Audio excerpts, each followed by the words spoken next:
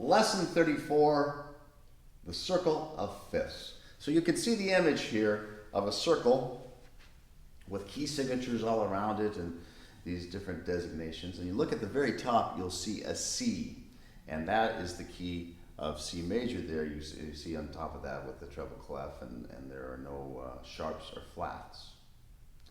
If we play around with our tetrachords, if you remember our tetrachords, right? And we spell C, D, E, F, G, that fifth tone of the C scale is G. And we can actually then move up to that G and start a new scale, the key of G, and that has one sharp in it. And then we could build a scale on that, our 7-tone major scale, all right? That moves then in a fifth away from our C major. Now let's do the same thing if we're building on G, all right? A G, A, B, C, then D is our fifth tone of the G major scale. And so now we can start another scale on that D, and guess what? A D major scale adds another sharp, and so now we have two sharps. And we can continue on with this pattern, all right? So now we're at D. Let's see, D, E, F sharp, right?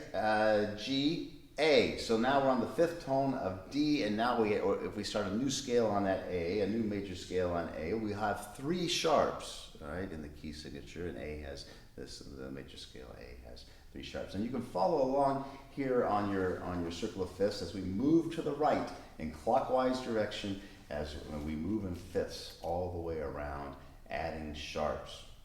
You can also move the other direction, starting from C and going in a direction that creates flats.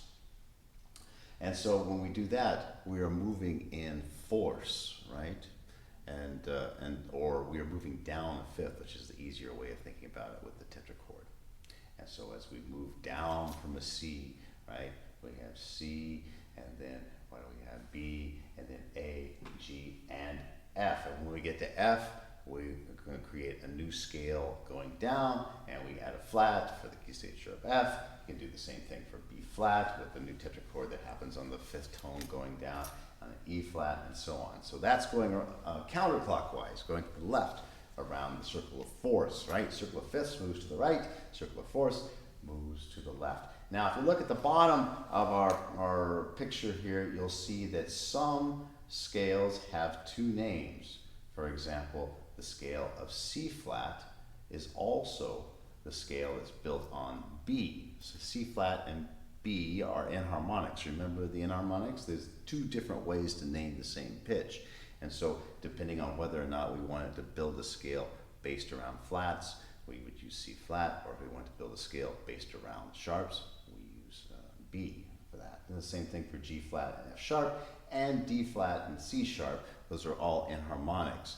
And you might ask, well, why would anyone want to do that? And it's really just around theory. People who work with music and theory and how it all works together have these ways of talking about it that makes sense. But for us, in most cases, it's not something that we're going to have to deal with. And that is lesson 34, the circle of fifths.